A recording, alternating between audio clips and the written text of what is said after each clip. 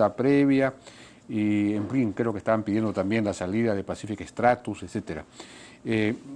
¿Sabe usted si se va formado esta comisión de alto nivel? ¿Qué respuesta va a haber del Ejecutivo a esto? Bueno, el Ejecutivo ha mantenido desde hace ya varios años una voluntad permanente de diálogo, ¿no? Este proceso de diálogo se inició en el 2012 y, digamos, ya ha continuado, y el proceso de consulta previa es una etapa más, digamos, de un proceso largo de diálogo y de acuerdos que se han ido logrando, y que además, digamos, ahora estamos en un nuevo momento en el cual el Ejecutivo ha mantenido y mantiene su voluntad de dialogar, pero también es importante señalar que estas medidas de fuerza no pueden ser la condición para dialogar, ¿no? Entonces creo que es bien importante invocar a las federaciones y a las comunidades a las cuales ellos representan, que puedan deponer de las medidas de fuerza, porque no solamente afectan la actividad petrolera, sino también pueden afectar las propias, digamos, necesidades básicas de las propias comunidades, digamos, ¿no? Es decir, el aeródromo de Andoas no solamente sirve para la actividad petrolera, sino también sirve, por ejemplo, para evacuar enfermos, para que lleguen los maestros, para que lleguen los médicos. Entonces también hay que mirar los intereses no solamente de la actividad petrolera, sino también de las propias comunidades y su propia Entonces, gente, ¿cuál ha ¿no? sido esa ha sido la respuesta del Ejecutivo? Digamos, ¿se les ha hecho llegar alguna respuesta en La ese...? respuesta del Ejecutivo a través de la Presidencia del Consejo de Ministros y la Oficina Nacional de Diálogo es, digamos, estar permanentemente coordinando con los APOs de las dos federaciones para que estos puedan, digamos, deponer las medidas de fuerza, pero también establecer como una comisión que prepare, digamos, las condiciones del diálogo, ¿no? Porque las condiciones del diálogo tienen que también darse cumpliendo, digamos, algunas condiciones que son necesarias para poder dialogar en un espacio democrático, ¿no? O sea, con medidas de fuerza es difícil poder dialogar, porque además el Estado tiene que cuidar la salud, la seguridad, la integridad de toda la población, ¿no? Ahora, ayer el señor Henderson Regifo, que es presidente de AIDESEP, explicó que en el proceso de consulta previa se había llevado a cabo de una manera imperfecta, en fin, había terminado antes de tiempo, no se había hecho bien. Escuchemos brevemente qué fue lo que dijo.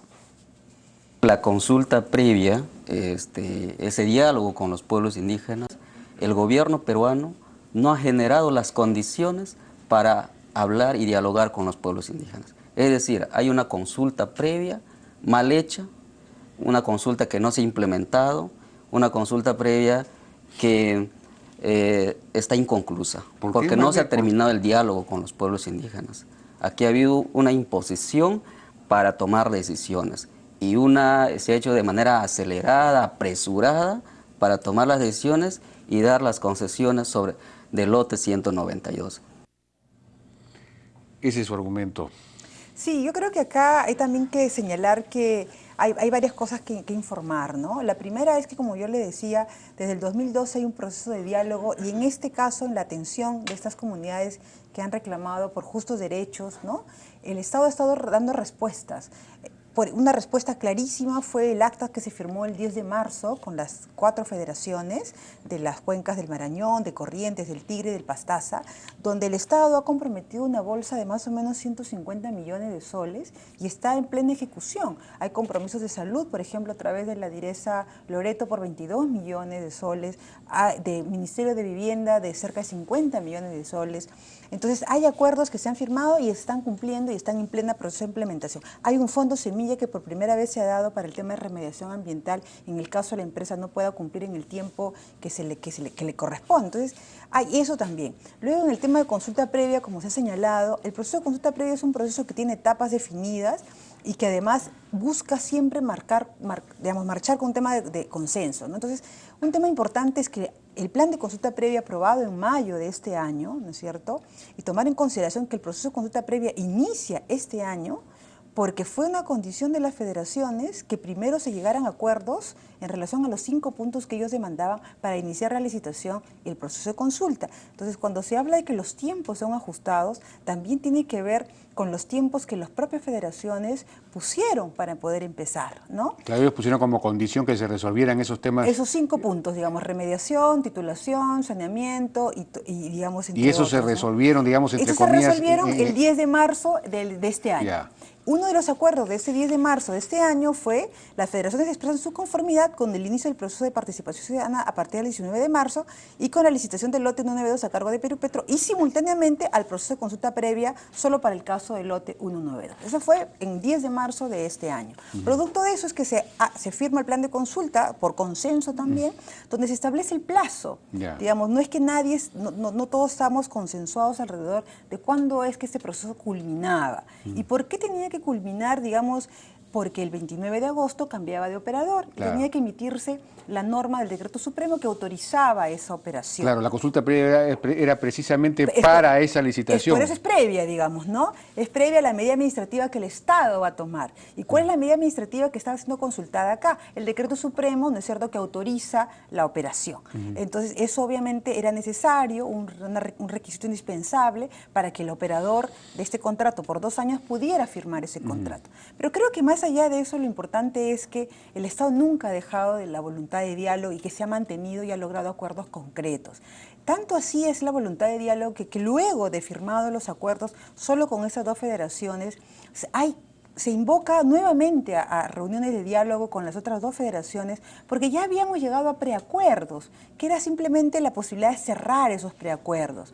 Y se invoca a cerrar esos preacuerdos, digamos que ya estaban consensuados, digamos, ¿no? Y la propia ministra de Energía y Minas se reúne nuevamente la primera semana de septiembre en 2 ocasiones para poder lograr estos acuerdos, pero lamentablemente el diálogo nuevamente se frustra, digamos, debido al entrampamiento que se da en relación a la demanda del fondo de beneficios, digamos, ¿no? Entonces no logramos avanzar. El fondo de beneficios, que está calculado en En 0,75%, ¿no es cierto? Firmado por las otras 2 federaciones. Así es. Entonces, ellos quieren más. Ellos se plantea el 2,5% o lo que han planteado ahora como una de las demandas es el 2,5% o 10 millones de soles por cada cuenca por año, ¿no? Entonces, estamos, digamos, pero creo que más allá de ese entrampamiento, lo importante es que el Estado sigue manteniendo la voluntad de diálogo, ¿no?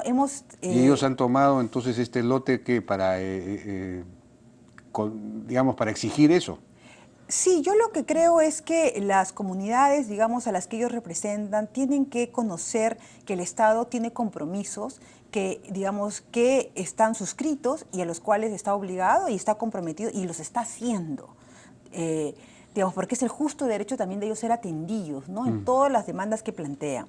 Pero también es importante saber que las comunidades, ¿no es cierto?, que este diálogo no puede estar entrampado en un tema de montos, ¿no? Sino que en realidad tenemos que estar avanzando en relación a un tema de implementación de derechos.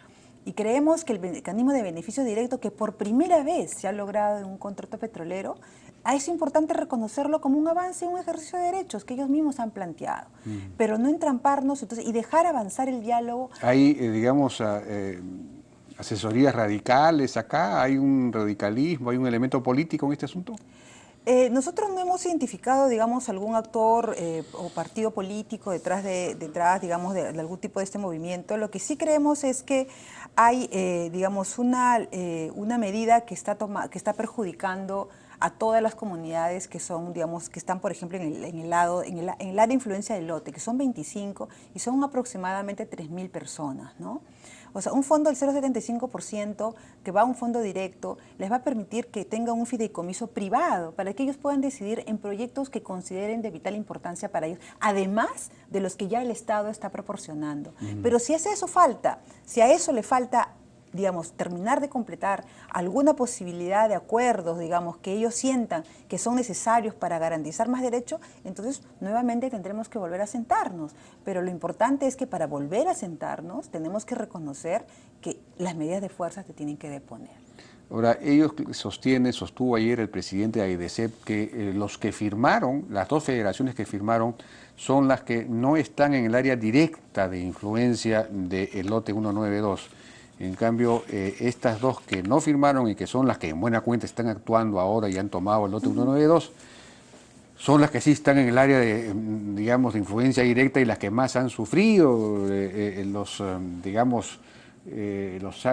la contaminación que se ha producido en los últimos 40 años. Mire, en el plan de consulta que se firma el 23 de mayo de este año, donde firman todas las federaciones, incluidos las 2 federaciones que están ahora en esta protesta, identifican en uno de los anexos del plan de consulta la lista de comunidades que van a ser consultadas. Y están acá, firmadas todas. Todas están firmadas, por todos, incluidos los dirigentes que ahora están protestando. Entonces, acá está la lista de comunidades. Y esto se aprueba por consenso.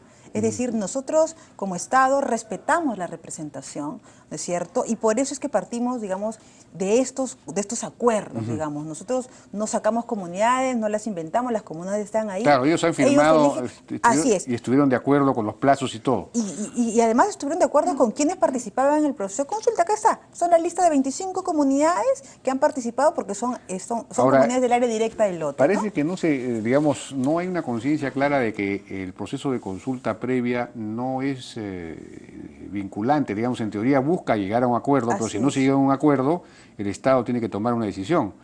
De eso parece que no hay mucha conciencia. Sí, bueno, el proceso de consulta previa es un mecanismo que busca garantizar que los pueblos indígenas tengan participación en la toma de decisiones.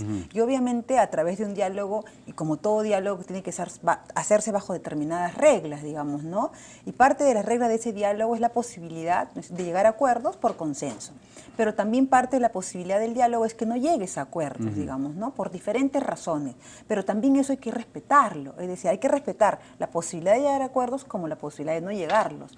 Entonces, eso es parte del diálogo democrático, ¿no?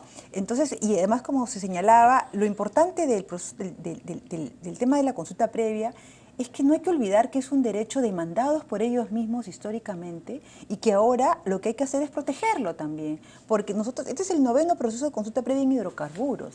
Tenemos 8 procesos de consulta anteriores firmados y suscritos por absoluto consenso con las organizaciones con las cuales se han hecho. Entonces, creemos que es importante destacar que esto es un proceso de consulta complejo, que tiene toda una historia de 40 años, digamos, ¿no? Pero no significa, digamos, que el proceso de consulta previa no sea un mecanismo efectivo para poder llegar a acuerdos, digamos, ¿no? Bueno, vamos a ver, pues, algunos dicen que para qué se necesitaba consulta previa en este caso, si es que era una operación que ya estaba dada justamente desde hace 40 años, y no era una cosa nueva, no era una nueva operación que demandara consulta previa, sino que era la continuación, digamos, administrativa, en buena cuenta, de la misma operación del lote. Sí, bueno, eso fue una discusión que se tuvo, digamos, hace un tiempo ya con el MINEN, y lo que se decidió fue que, digamos, lo que teníamos antes era el lote 1AB, ¿no? Pues. Y luego ese lote 1AB se amplía y va a ser el lote 1AB2, y por eso es que hay un proceso de consulta previa, digamos, ¿no? Porque hay una ampliación del tamaño del lote y hay más comunidades afectadas, digamos, directamente, ¿no? Entonces, el proceso de consulta previa tiene su justificación técnica en ese cambio, digamos, ¿no? Ya. Bueno, doctora Balbuena, Patricia Balbuena, muchas gracias por su participación. Ella es la viceministra de Interculturalidad. Vamos a ver, pues, qué pasa en este asunto que aparece en la agenda, minimizado por la cantidad de noticias vinculadas a la política inmediata y rastrera. Vamos a ir a una pausa y regresamos.